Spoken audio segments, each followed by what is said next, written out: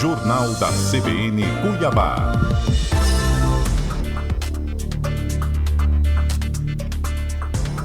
Gustavo de Oliveira já está aqui conosco desde mais cedo. Todas as quartas a gente tem aqui o nosso momento CBN Economia, mas hoje também com um convidado especial. Gustavo compartilha conosco aqui a amizade dele, já trazendo aqui para a gente sugar um pouquinho de informações, Gustavo. Frederico Azevedo e Silva, ele que desde 2020 é superintendente do sistema OCB, Sindicato e Organização das Cooperativas Brasileiras no estado de Mato Grosso. Fica à vontade aí para apresentar o nosso convidado também para nossa audiência.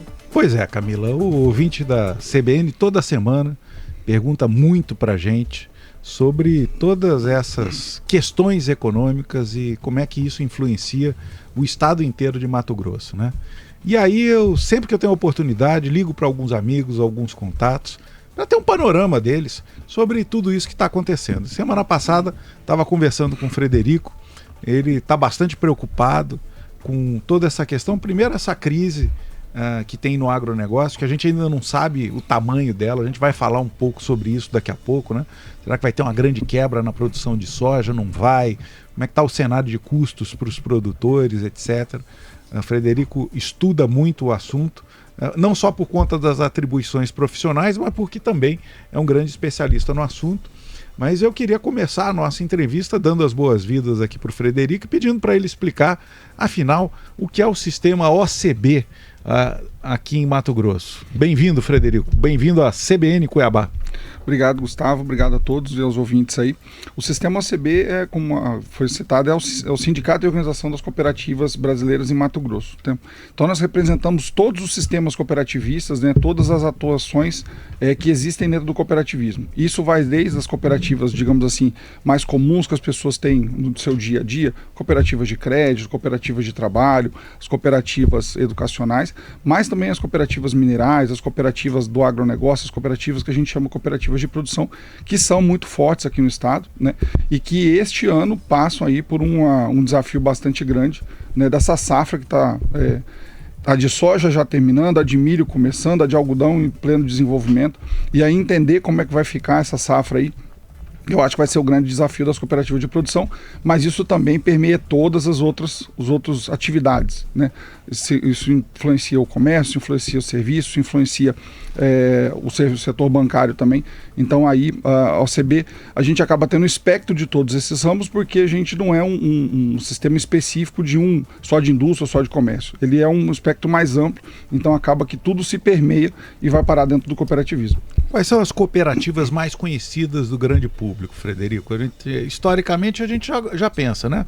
Cooperativa é aquela reunião de pessoas que trabalham na mesma coisa. Vou aqui chutar.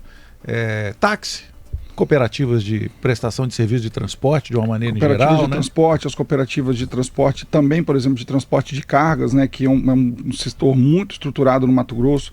As cooperativas minerais que fazem essa produção e extração de ouro e de outros minérios, né, para que a gente possa também ter insumo para a indústria, né. As cooperativas de crédito que estão muito fortes no estado de Mato Grosso, não só no Mato Grosso, em todo o país, né, Gustavo? E lembrando aqui que as cooperativas de crédito têm crescido enormemente nos últimos anos, né, pela sua competitividade com relação a valores de taxa, a valores de juros, né, a taxa de juros mais adequada, né, para o nosso sistema. E isso tem aí permeabilizado também uma situação importante do sistema de crédito, que é levar a educação financeira e levar a parte de recursos para todas as pessoas, né? A gente precisa lembrar, o Mato Grosso hoje tem atualizado 142 municípios, né, desde dezembro deste ano, e o cooperativismo está presente em 94% dos municípios do estado. Então, em qualquer município que você for hoje, tem uma cooperativa, seja aqui o Cicobi, o Sicredi, o Unicred, Cressol, né, e os sistemas que estão mais instalados em Mato Grosso, e elas prestam esse serviço de estar próximo da população. Às vezes, né, hoje nesse mundo tão digital, a gente ainda precisa do gerente, daquele atendente que vai te fazer aquele atendimento inicial, mas que também vai te fornecer informações, como eu disse, de educação financeira, né, que a gente tem visto aqui a discussão, e acabamos de falar aqui, né, o problema desse endividamento, desse planejamento e o quanto que faz falta a educação financeira, né, para a nossa população. Camila acompanha bastante isso, né, Camila? Os nossos ouvintes aqui, o tempo inteiro preocupados com isso, né? É verdade. Né, e geralmente quando a gente fala assim de cooperativa, a gente costuma associar mais a cooperativas de crédito, né? Tratando ali de dinheiro, enfim. Então, o Frederico já traz aí pra gente um apanhado que é um universo que vai muito além disso, né? Eu queria que você compartilhasse também, né, Panoc, que viaja muito aí por Mato Grosso. Como é que funciona na prática aqui em Mato Grosso, Frederico? São diversos setores onde isso está muito presente. Tem ali cooperativas que se organizam de uma forma, né, dependendo ali de cada região do estado, né? Tem cooperativas que são mais fortes, por exemplo, ali no Nortão, são cooperativas ligadas ao agro, enfim. Dá para fazer um desenho de como isso se consolida aqui no estado de Mato Grosso? Qual setor, né? da economia se tem mais essa presença do cooperativismo em Mato Grosso? Hoje nós temos no estado 184 cooperativas registradas no sistema OCB. Então essas cooperativas estão lá conosco, né? Como eu te falei, nós temos cooperativas que estão mais fortes no setor, por exemplo, de crédito, porque elas estão espalhadas no estado inteiro, né? Muitas vezes com sistemas como, por exemplo, Sicredi, Cicobi, Unicred, tem 3, 4 agências na mesma cidade, né? Independente do tamanho da região. Mas alguns setores, eles são mais específicos. Por exemplo, as cooperativas minerais, elas estão mais focadas hoje na região de Peixoto, na região de Poconé, porque aquela região especificamente precisa mais desse tipo de cooperativa. Porque a grande história da cooperativa, ela nasce da união de esforços para você ganhar a escala, né? Então, por exemplo, por que a gente fala das cooperativas de produção, por exemplo, agropecuária no estado? Em anos, mesmo normais, não nesse ano que está um pouco mais difícil a safra, costumeiramente o custo de produção de um produtor cooperado, ele é em média de 14% a 15% mais baixo do que um produtor que não é cooperado. Porque às vezes ele vai comprar a escala, por exemplo, de insumo, não é para 100, 200, 500 hectares, ele está comprando para 1 milhão de hectares. Né? Então, assim, este volume, e não interessa se o produtor planta 200 hectares, ele está numa cooperativa, o outro planta 5 mil hectares. Né? Esses 5 mil, ele tem condição de comprar mais fácil, né? Mas o que está com 200, ele se aproveita também do mesmo, da mesma benesse do de 5 mil.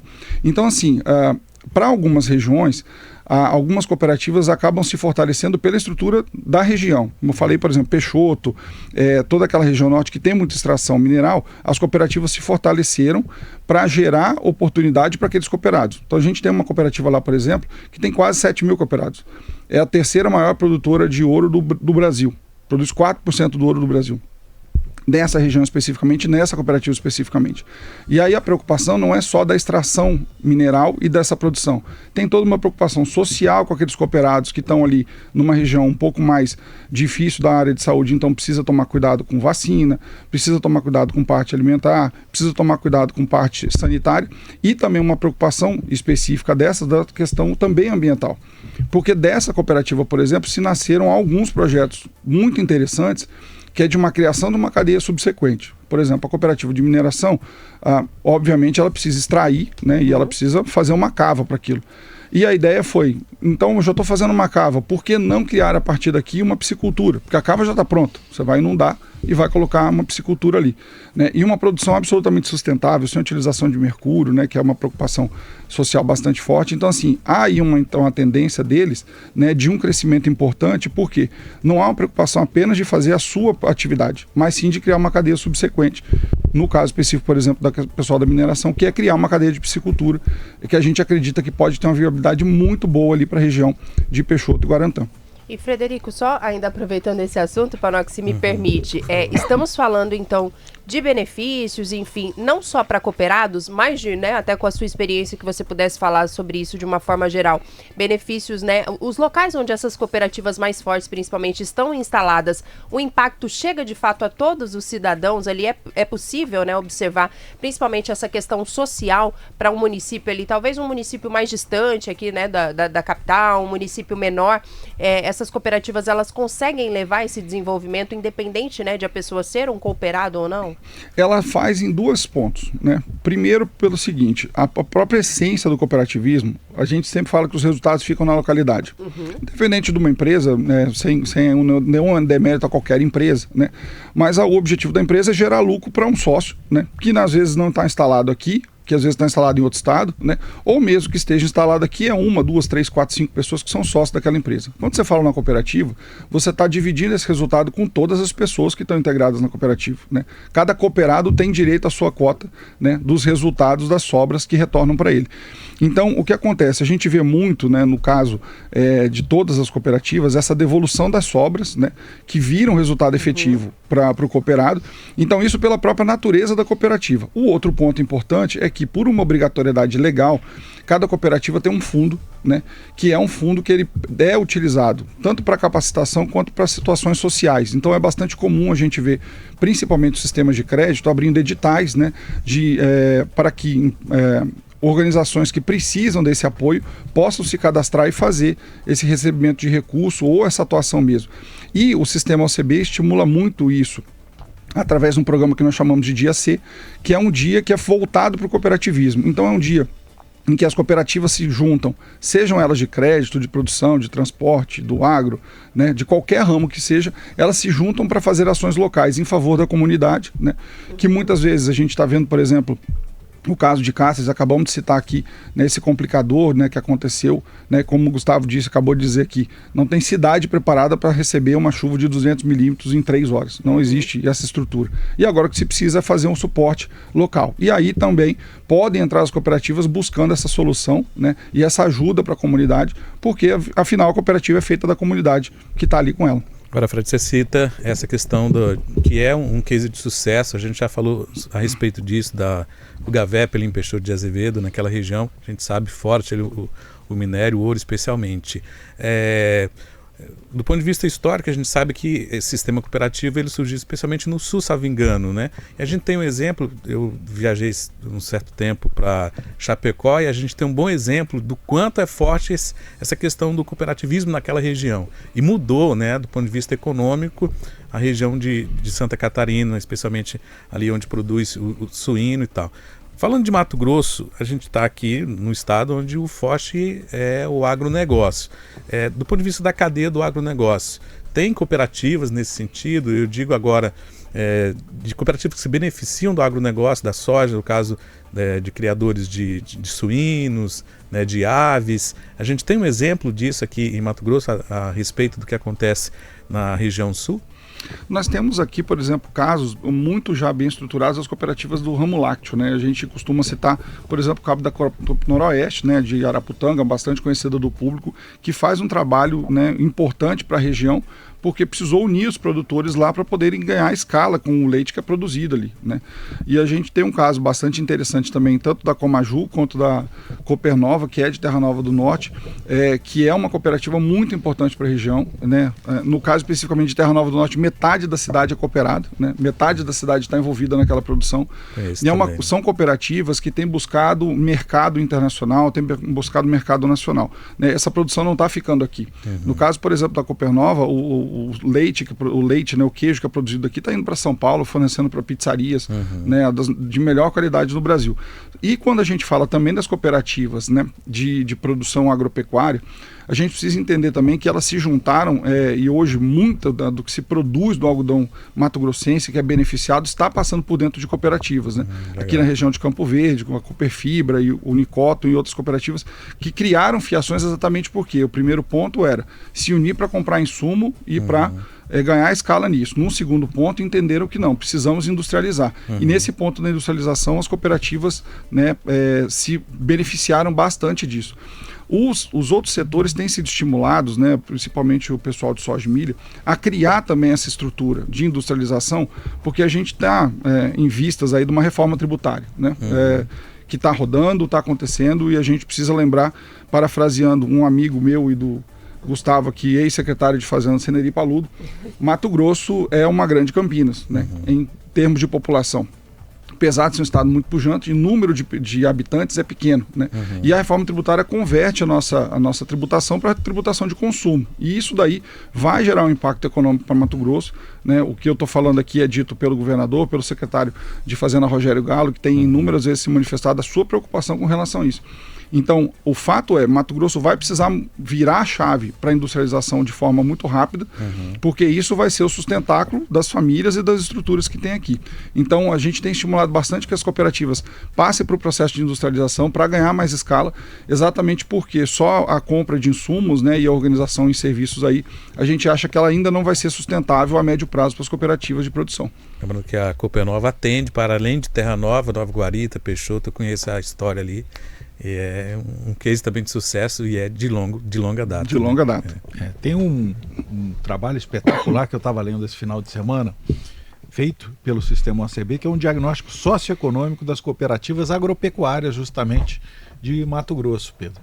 E a gente vê, por exemplo, tem mais de 6 mil famílias ligadas às cooperativas do segmento lácteo aqui no estado. A gente sabe que o segmento lácteo é no mundo inteiro um grande gerador de emprego e renda, e no sistema cooperativo, como disse o Frederico, esses cooperados, eles são donos do negócio, eles tomam decisões de negócio, né? Que a gente tende a pensar em cooperativa como aquela reunião precária de pessoas, sem uma estrutura formal, sem nada disso, e hoje isso tudo é muito profissional. E essas decisões podem ajudar muito. O Frederico estava falando bem, contexto da reforma tributária, por exemplo. Se você tem pequenos produtores que contratam um serviço de armazenamento ou de transporte dos seus produtos, isso gera uma transação que é tributável.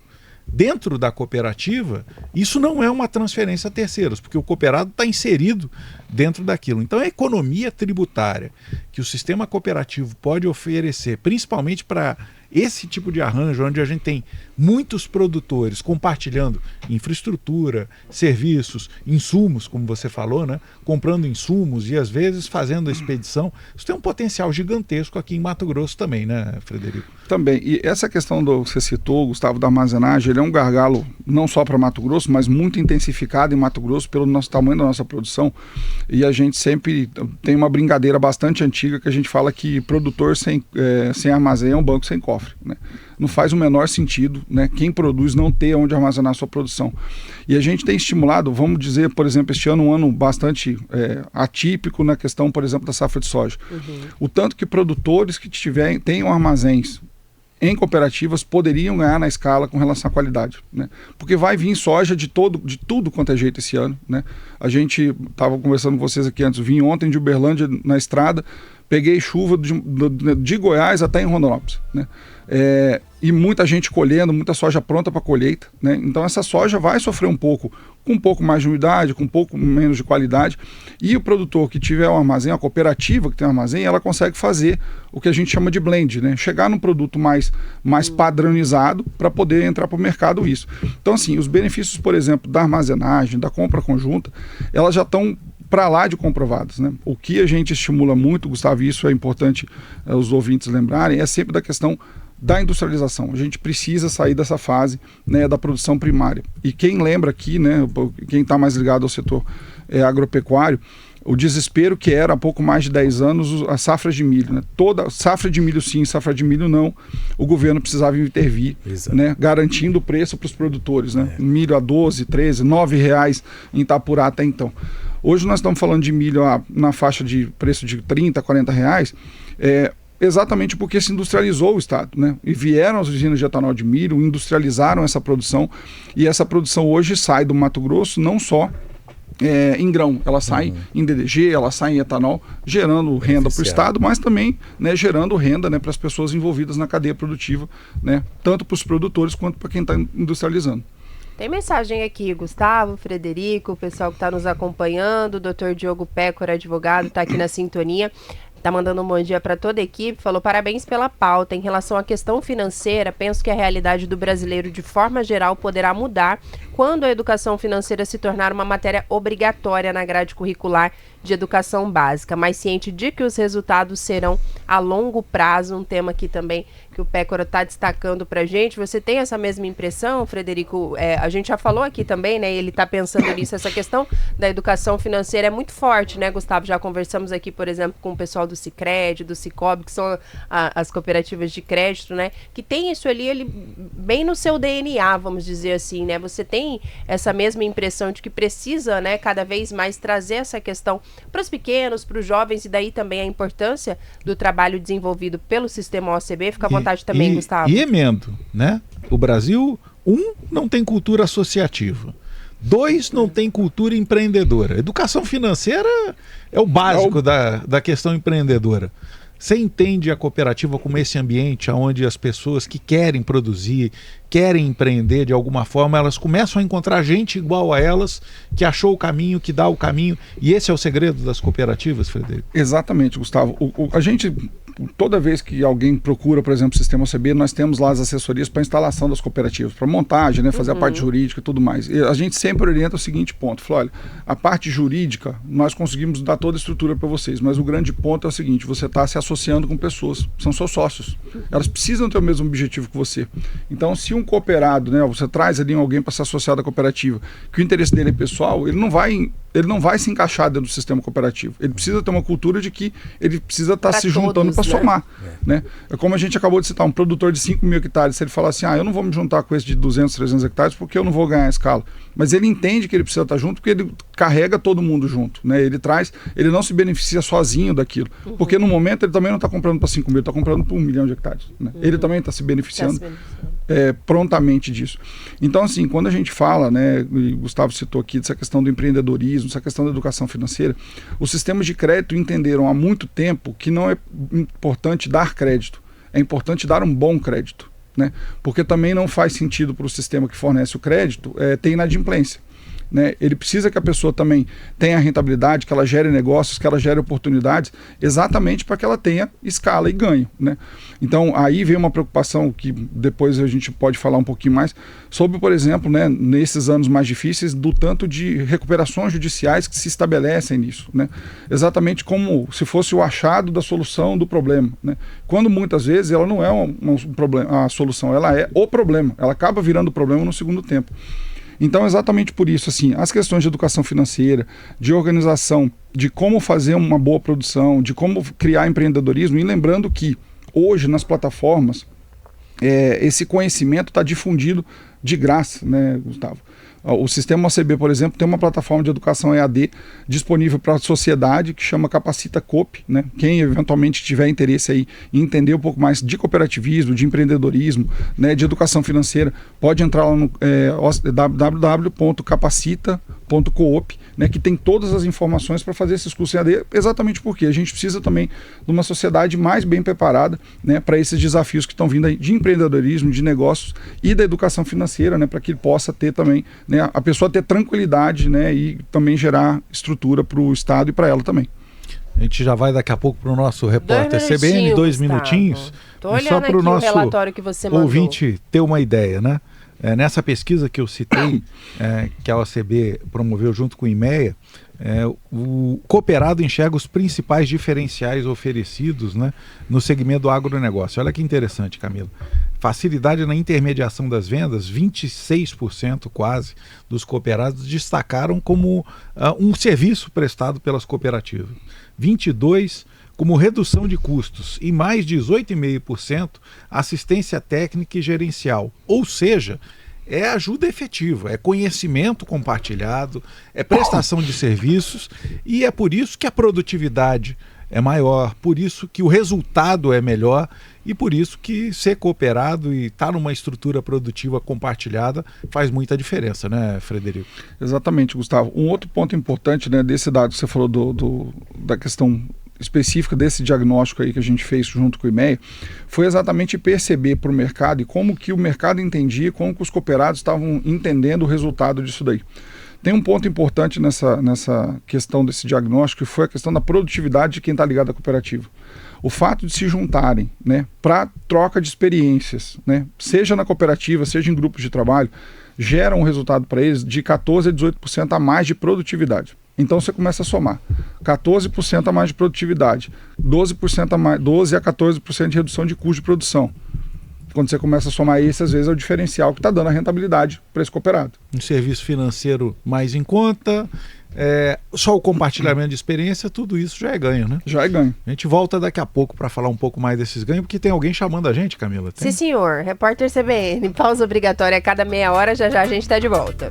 7 minutos de volta aqui na CBN Cuiabá, amanhã de quarta-feira, dia 14 de fevereiro. Gustavo de Oliveira está conosco aqui no nosso tradicional CBN Economia, hoje também recebendo Frederico Azevedo, que é superintendente do sistema OCB, Sindicato e Organização das Cooperativas Brasileiras no estado de Mato Grosso. No nosso primeiro bloco aí ele fez um apanhado, né, do sistema cooperativo aqui no estado, trazendo ali os principais segmentos, as principais cadeias onde ele está inserido também aqui em Mato Grosso. A gente costuma falar muito, né, Panoc, sobre cooperativa de crédito, mas ele já trazendo aí outros setores também em que o cooperativismo é muito forte. Gustavo de Oliveira tem mais assunto aí pra gente tratar nessa pauta. O Frederico também já adiantou que a gente vai falar um pouquinho sobre recuperação judicial. Fiquem à vontade, meninos. Fique à vontade, Gustavo. Eu queria ouvir um pouco mais do Frederico, porque a gente, quando começou a falar sobre esse assunto da crise climática para o agronegócio em Mato Grosso, lá em meados de novembro, final de novembro, estava demorando a chegar a chuva, muita gente vendia já um cenário de terra arrasada, né? Vai ser um ano péssimo da produção, o estado vai quebrar, precisamos de socorro. A gente já viu aí, por exemplo, o município de Rondonópolis, a pedido do sindicato rural da cidade, decretou estado de calamidade por causa da falta de chuva e tudo. E de lá para cá as coisas mudaram um pouco, né? Quer dizer, já tivemos um pouco mais de chuva, os produtores já quem conseguiu fazer o replantio fez, muita gente já foi para o milho, para o algodão. Eu queria que você passeasse um pouco aí pelo que você tem ouvido dos cooperados e do estado inteiro, Frederico. E assim, o que dá para cravar mesmo? Vai ser uma crise gigantesca? Eu, por exemplo, não acredito que a gente tenha retrocesso no PIB do agronegócio do estado esse ano. Claro que a gente vai ter alguns problemas pontuais com alguns produtores, com gente que às vezes já vinha endividada, já vinha com outros problemas, e aí essa crise aí pode ser o peteleco que faltava para cair o castelo de cartas todo. Mas pergunto para você, qual é o tamanho real dessa crise hoje na sua análise e o que está realmente preocupando o produtor no estado inteiro? Gustavo, a gente conversou tanto com as cooperativas de produção, né, quanto com as cooperativas de crédito, que fornecem muito crédito, né, para essas cooperativas e também para a sociedade em geral. Conversando, né, com outros atores, com o IMEA, né, a OCB faz parte do Fórum Agro, que reúne as principais organizações, né, representativas de produtores no estado. E há pouco mais de 3 semanas, inclusive, o secretário de Política Agrícola, Nery Geller, esteve, né, conosco numa reunião, onde foi relatado para ele qual era o cenário que a gente estava vendo. Eu acho que existem muitas situações específicas, né? Se começou com o alarde de que a produtividade do estado ia despencar 25%, né? Eu realmente não acredito que a gente chegue a esse número. E nós precisamos lembrar de que a comparativo de produtividade que está se falando para esse ano, ele se estabelece em cima do comparativo de produção do ano passado, que foi uma safra recorde para Mato Grosso. Pois foi uma super safra, né? Então, assim, nós estamos comparando com a super safra do ano passado. Eu acredito, inclusive os números do IMEA apontam isso, que a gente deve ter realmente uma redução de produção na faixa de 15%, né, é o que está mais palpável hoje. Lembrando que tem muita soja para ser colhida ainda, né? Quem está aqui na região sul do estado, né, como acabei de falar para vocês, eu vim de Uberlândia de carro no final de semana, né, e você passa ali para o Pedra Preta, Rondonópolis, tinha muita soja colhendo e muita soja para ser colhida ainda. Então a gente ainda tem uma janela importante de produção para entender como vai ficar. Os produtores que tiveram problemas, muitos produtores tiveram problema de replantio, né, vão atrasar a janela de milho. Talvez aí esteja o cenário mais preocupante hoje. Não é a produção de soja, sim como é que vai ficar a produção de milho. Mas a estimativa hoje, entre as cooperativas, né, e conversando com o mercado de uma forma geral, é que a gente teria realmente aí uma quebra de 15% da safra, que voltaria a produção de Mato Grosso de soja para a safra 21-22, na faixa de 38, 39 milhões de toneladas. Isso vai ter um impacto? Vai ter um impacto. Mas o principal impacto hoje, Gustavo, está no preço da soja, não está na produção. Né? Em inúmeros anos, a gente via que a produtividade, por exemplo, do milho disparava para 60, 70, perdão, para 120, 110, 120 sacos, mas o preço do milho estava baixo. Né? E aí a produção compensava o preço. Outros anos a produção foi mais baixa, o preço compensou, se equalizava.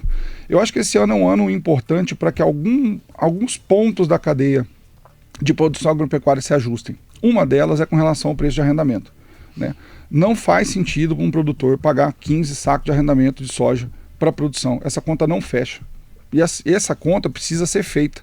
Porque estava se vindo em altas produções, né, preços excelentes, isso daí a pandemia subiu demais o preço, tanto de insumos quanto do produto, e agora a gente voltou para uma normalidade. Né? Muita euforia, né, Frederico? Então tá na hora de se olhar com mais calma exatamente isso, como que vai ficar esse comportamento. Então assim, a safra ela vai se estabilizar, né? O governo federal já sinalizou, a pedido das entidades, o Fórum Agro esteve terça-feira passada com o ministro, com o secretário Nery Geller, exatamente falando, olha, é a safra que menos se plantou com recurso de crédito oficial, tá? Na estimativa do IMEA, o funding de soja ficou de 4%, quando a média de 14%, 15%. Né? Então o produtor plantou mais capitalizado, ele estava capitalizado, ele plantou com recurso próprio. Ele vai precisar de recurso para fazer agora um capital de giro dele. Então esse é o cenário que está se prevendo. O mercado, o secretário, e isso é público, o ministro Carlos Fávaro teve uma reunião com o BNDES, está viabilizando, né, uma linha em dólar de pelo menos $1,5 bilhão, né, com taxa de juros de 7%, que equaliza um pouco a situação desses produtores que tiveram alguma dificuldade. Mas é ano do produtor realmente olhar, o meu arrendamento que eu estou pagando de 15 sacos faz sentido dentro da minha produção? Né? Nós temos produtores que conseguem, o pessoal que faz irrigado, né? Que consegue fazer soja, milho, algodão, faz paninhos, faz feijão, faz muitas culturas da mesma área. Esse pessoal está um pouco mais protegido dessa questão climática. Mas outro ponto importante que aí até uma política pública precisa ser pensada, o seguro rural realmente não é necessário para Mato Grosso? Você falou do Seneria agora há pouco, o Seneria há muito tempo diz pra gente, né? Fala assim, olha, o seguro é pouco contratado, a gente insiste, conversa com os agricultores da importância do seguro, porque o seguro nada mais Camila, do mesmo jeito que quando você compra um carro, você pode optar por pagar aquela taxa do seguro anual para não ter um imprevisto, né? Roubam seu carro, você bate em alguém, batem no seu carro, essa conta já ficou lá pro seguro. Não é uma preocupação adicional que você tem que ter. E aí, claro, quem depende do carro para trabalhar, quem depende do carro para viver, tem que pensar muito nisso antes de achar que está economizando, mas não fazer seguro. E culturalmente ainda faltava isso, né? Acho que pela falta de um ano com problemas climáticos ou problema de preço, o produtor né? Achava que fazer seguro era jogar dinheiro fora, né, Frederico? E aconteceu uma situação de precificação do seguro para Mato Grosso também, Gustavo, que ela não era atrativa para o produtor. Ela acabava custando caro com pouca cobertura. Né? O mercado segurador também precisa se abrir para isso. Né? Então você tem que ter um prêmio um pouco mais adequado, né? O Ministério agora citou que vai retrabalhar a questão de seguro rural. Você tem uma situação, né, do PSR, que é o Programa de Subvenção Rural, Programa de Seguro Rural, que tem uma taxa de subvenção que é importante que o governo continue apoiando isso em nível federal, mas também seria importante que o governo do estado começasse a avaliar isso. Existem estados que já têm essa política, Paraná e São Paulo já tem política institucionalizada para isso, porque quanto mais o produtor, né, tiver literalmente seguro, menos risco ele causa para o mercado inteiro. Né? E aí a gente vem falando desse risco, Gustavo, da preocupação, já se falou aqui, esse dado também é público, o Serasa soltou há pouco mais de um mês aí a questão do histórico das recuperações judiciais para Mato Grosso. Né? A gente sabe que tem produtores que vão atravessar alguma dificuldade, mas efetivamente a recuperação judicial pode não ser a melhor solução para tudo isso. Né? A gente precisa lembrar que a gente vive num mercado hoje muito dinâmico e que o histórico ele é muito estruturado. Né? Um produtor que pedir uma RJ, muito provavelmente ele vai ficar com tag vermelho lá em qualquer sistema de produção de crédito. E a gente precisa lembrar uma situação bastante importante. Quando você fala, por exemplo, de soja, Gustavo, acabei de olhar aqui, só para confirmar, o funding de soja do IMEA, que foi liberado agora em dezembro, 50% do financiamento da safra de soja vem de multinacionais e de revendas agropecuárias. Então, esse recurso, de novo, quem vai enxergar o mercado é o mercado que está fornecendo crédito. Esse mercado não vem necessariamente do setor público, né, através de Plano Safra. O Plano Safra ajuda, é importante para Mato Grosso, mas muito desse crédito que está sendo tomado pelos produtores está vindo de revendas e multinacionais. Então, você tem aí uma preocupação das CPRs que foram emitidas para isso. Né? E a gente precisa lembrar, a CPR está excluída da recuperação judicial no caso de produtores rurais. Para quem não sabe o que é a CPR? Cédula de Produto Rural. É um título, né, um documento como se fosse uma nota promissória, digamos assim, que se fornece o crédito para a multinacional, ou a revenda, ou a cooperativa, ou o banco fornece o crédito para esse produtor e o produtor se compromete a entregar o produto de volta, né? Em anos, né, você teve... Eu pego um dinheiro e me comprometo, vou pagar isso com tantas toneladas de soja milho, algodão. que seja. Tá. Né? Então você tem uma blindagem desse crédito, porque esse crédito foi tomado, né? Quem pegou esse crédito, né, se comprometeu a entregar um produto, e quem forneceu o crédito já fez um contrato internacional, já fez um contrato de fornecimento desse produto com outra pessoa lá na frente, né? Então tem toda uma preocupação aí de que as recuperações judiciais, e isso é um tema importante, está sendo discutido pelas entidades, como que se faz essa questão da recuperação judicial de uma forma segura, e que o produtor, eventualmente quem pedir recuperação judicial, ele não utilize isso de uma má forma, porque, de novo, a recuperação judicial não é a solução para os produtores que eventualmente tiverem dificuldades. Isso passa por, num ano difícil como teve esse ano, o produtor tomou um crédito oficial. O Manual de Crédito Rural, que é o regulamento do Banco Central que determina como funciona o fornecimento de crédito oficial no Brasil, já prevê lá que, se produtor, faça um laudo do seu agrônomo dizendo: olha, minha expectativa, pelo que eu plantei, pelo que eu coloquei de semente, pelo meu solo, a minha produtividade era prevista de X. Olha, ela não fez X, ela fez 30% a menos. Esse documento, se você levar seu agente de crédito, banco, cooperativo de crédito, seja quem for, te possibilita a rolar essa conta, né, e jogar, digamos assim, com prazo para frente.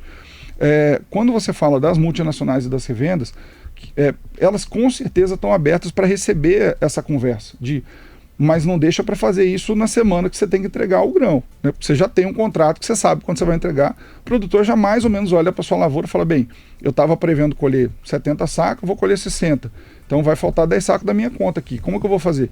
Negocia, joga para frente. As empresas estão também aptas, né, e sensíveis a esse problema, porque, de novo, essas questões, Gustavo, e a gente precisa lembrar aqui, ouvintes, Mato Grosso, essas questões de vez em quando elas acontecem, né? Essa instabilidade de clima que a gente teve esse ano aconteceu em 2014, 2015. Esse cenário aconteceu. A gente teve um cenário em 2006, 2004, 2005, que também teve isso. Então, assim, as empresas estão acostumadas já com isso. Então, assim, a solução para o produtor é olhar a sua tabela, olhar como é que está a sua produtividade, conversar com os seus, para quem você fez CPR lá, e negociar prazo, entrega um pouco de produto, joga um pouco para frente, porque isso o mercado já absorveu. A preocupação de fazer um RJ é porque isso pode, de novo, ser gerado num primeiro instante uma solução, porque, não, eu não preciso entregar o produto, eu vou jogar essa conta para frente, só que o mercado fornecedor de crédito vai te marcar com uma targuinha vermelha, dizendo: olha, esse produtor teve um problema na primeira oportunidade que ele teve. Ou ele estava muito alavancado com um arrendamento, ou ele estava muito alavancado com compra de máquina. Esse ano é um ano de olhar para dentro, fazer um pouco de educação financeira, não que o produtor não tenha, e olhar realmente a rentabilidade e falar assim: quanto é que está saindo na minha última linha de Excel? Está saindo isso aqui, né? A última linha de Excel é soberana, né? Se ali está dando positivo, está tudo bem. Se está dando negativo, você precisa rever e olhar os seus custos. Os produtores têm feito isso de forma muito bem feita, mas realmente entender que uma RJ geral vai resolver o problema do produtor, eu acho que é muito arriscado, e a gente tem até buscado uma certa orientação com isso, para não se vender olho por lebre aí, gato por lebre. O grande problema, Camila, é que no Brasil, desde que foi aprovado esse novo mecanismo, né, porque antes você tinha a concordata e a falência.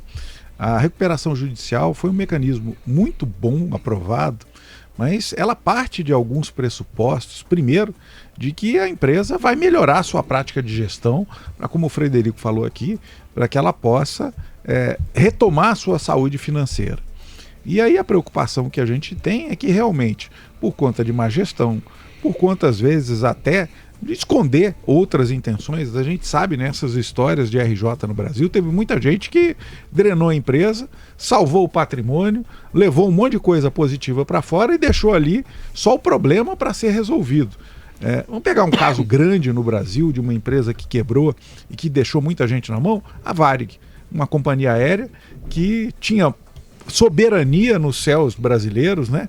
E que quando quebrou, levou todos aqueles funcionários da Varig que contribuíam para o fundo de pensão deles, que era o Aeros, muita gente que durante a vida inteira voou, estou falando de pilotos, comissários de bordo, até gente que atendia em aeroporto, que perdeu todas as suas economias, perdeu a sua aposentadoria, porque estava com o dinheiro todo lá no fundo, e ele foi comprometido dentro da recuperação judicial da Varig, da falência da Varig na época, né? Então, é importante que a gente diga isso. Então, você que é produtor, você que tem um negócio e foi afetado de alguma forma porque fornecia para alguém que está tendo problema financeiro, problema de fluxo de caixa e tal, o que a gente sempre fala aqui no CBN Economia, né?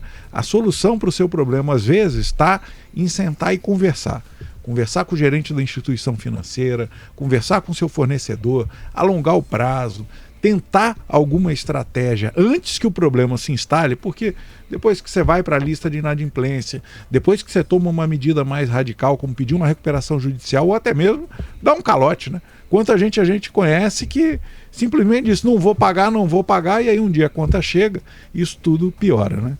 Mas fala. Desculpa, Frederico, tem uma matéria aqui do estado de Minas que eu abri para dar uma olhada e tem alguns números aqui de um estudo recente feito pela Serasa Experian fala de um aumento de 300% no número de pedidos de recuperação judicial de produtor rural pessoa física, numa comparação ali entre 22 e 23. Aí tem alguns especialistas aqui fazendo umas análises desse boom, né, de pedidos de recuperação judicial ao longo do ano passado e que isso deve bater um recorde ainda em 24. Queria que você falasse pra gente se essa é a mesma impressão também que você tem, ou diante desses dados aí até que você falou, né, dessas possibilidades que existem antes de uma RJ, se isso deve dar uma freada ou a princípio a gente deve ter um recorde mesmo esse ano. Tem como fazer essa projeção? Essa projeção ela é difícil de fazer, a gente escuta muita coisa, né, na rua, no mercado, mas eu vou te dar um caso bastante recente que aconteceu, né, que mostra bem como eventualmente uma RJ dessa pode ser um tiro no pé, né? Recentemente nós tivemos um caso de uma empresa instalada em Goiás, que pediu recuperação judicial aqui em Mato Grosso, que tem um pedaço da atividade deles aqui. Né? A atividade deles é de agricultura irrigada. Né? Qual foi a justificativa deles? Não, nós tivemos um problema de safra. Como que ele teve um problema de safra plantando em irrigado? Né? Falta de chuva não teve. Né? Foi impossível isso. Né? Então, assim, esse sustentáculo que às vezes se estabelece, provavelmente ali, o problema foi o seguinte, a alavancagem financeira que foi para a instalação da irrigação foi muito maior do que o problema que foi gerado. Entendi. E a alavancagem financeira não é uma justificativa para a recuperação judicial. E aí que está o grande problema. Houve um problema de má gestão especificamente. Né? E aí, exatamente nesse sentido, e nesse caso específico, nós estamos falando de uma empresa. Quando a gente fala de produtor rural, e aí a minha preocupação de alertar isso, e essa preocupação não vem institucional, porque eu estou na OCB, né? Eu já fui de outras entidades do agronegócio em Mato Grosso. Sempre a gente conversava com os produtores, né? Com os clientes, explicando, falou, olha, o seu CPF hoje tudo está dentro de um sistema chamado Credit Score. Tudo aparece lá de quem é você, do que você fez em 5, 10 anos. Ainda que a dívida prescreva em 5 anos para cobrança, né? Você está marcado ali com aquele tag vermelho, porque o mercado te entende como uma pessoa que não é confiável. Fica ali com um carimbozinho, né? Fica com carimbo. Esse sistema ele é tão dinâmico hoje, eu vou me permitir aqui citar um caso de um pessoal, de um amigo, que ele montou uma empresa, né, e foi solicitar um crédito para o banco. Só que ele tinha 24, 25 anos, né, quando ele montou esse negócio, o banco negou o crédito para ele. Ele falou assim, mas você é filho de tal pessoa? Aí ele falou assim, sou. Ele falou, então a gente não vai poder fornecer crédito. Porque o pai dele tinha um histórico de ter empresa, de quebrar e colocar outro negócio, e rolava. Então, assim, o mercado entende hoje. E o mercado não entendeu porque ele era filho de quem? Porque como diz o computador puxa a capivara toda do cidadão ali, né, Frederico? Porque a inteligência artificial hoje permite que se puxe isso, né? E se entenda esse histórico anterior aí, né? Então, assim, essa questão do aumento da recuperação judicial, de verdade, a gente espera que ela não aconteça, né? Apesar de saber que, por exemplo, com essa safra mais difícil que a gente está vivendo esse ano, muitos produtores, muitas empresas já se prepararam para fazer arrestos de produtores, exatamente por causa do risco, do fato de não conversar antes, de não negociar antes, temendo um risco de não entrega de produto. Então, assim, a gente espera que não perfaça, mas a expectativa em conversa com o mercado é de que realmente a gente deve ter um número um pouco elevado de recuperações judiciais. E aí uma preocupação setorial que está se tendo, né, que vai ser levada ao Tribunal de Justiça e ao Ministério Público, né, com relação às varas de falência, né, e recuperação judicial existente no Mato Grosso, e da responsabilidade dos volumes de recursos que nós estamos lidando nessas recuperações judiciais. A gente pode falar aqui, porque isso é público, né? Por exemplo, o caso Americanas, né? Quanto de fornecedor da Americanas teve problema financeiro, a bola de neve que isso vira, né? Então, se, por exemplo, alguns produtores de Mato Grosso um pouco mais fortes pedirem recuperação judicial, você vai ter falta de entrega de produto, você vai ter marca que não vai ser pago, você vai ter funcionário que não vai ser pago. Esse funcionário tem uma casa na cidade, ele tem uma construçãozinha, ele está fazendo uma obrinha, a mulher dele tem um supermercadinho, tem um salão de beleza. Isso vai permear o estado inteiro, né? A gente espera que não aconteça, né? Mas aí precisa, né? Cada um dentro da sua responsabilidade, né? Os órgãos fiscalizadores e controladores, Tribunal de Justiça e Ministério Público, avaliarem bem essa situação das recuperações judiciais que vão vir aí, porque realmente, como eu acabei de citar, tem um caso, entre aspas, até esdrúxulo, que é uma empresa de irrigação falar que o problema da safra causou um prejuízo financeiro. Quer dizer, não faz o menor sentido isso, né? E esses casos, infelizmente, cada vez mais vão vir. Tentar induzir a justiça a erro, talvez. Porque também. depois, como eu falei, depois de 3, 4 safras cheias que nós tivemos, ainda que tenha um descolamento de preço de insumo e preço de venda, né, nós estamos reclamando do preço da soja hoje, né? Eu acabei de olhar os dados em meio aqui, R$ 95,00 a soja. A soja estava R$ 130, R$ 125,00 agora em novembro, né? Os produtores que fizeram travamento de custo, venderam uma parte da sua produção para isso, estão um pouco mais tranquilos hoje do que aquele que deixou para vender nesse momento, que historicamente, né, entre fevereiro e abril, historicamente os preços da soja são mais baixos por causa de inúmeros fatores. Mas historicamente você sabe que nessa época o preço é um pouco mais baixo.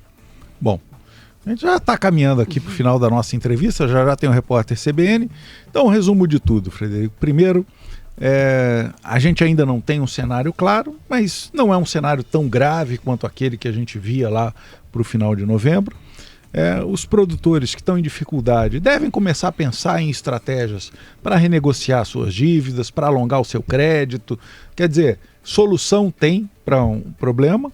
E todos aqueles outros que dependem do agronegócio em Mato Grosso, em todos os nossos 142 agora municípios, né, podem ter uma esperança de que talvez não seja um ano tão fantástico, mas que vai ser um ano pé no chão e que com muito trabalho a gente pode sair na safra do ano que vem ainda colhendo um número positivo para o agregado do PIB nesse ano, né? Exatamente. E aí deixo aí o microfone aberto para você já se despedir dos nossos ouvintes da CBN Cuiabá. Estão ouvindo a gente no estado, no mundo inteiro, né, Camila Ribeiro? Muito bem. Com o nosso YouTube.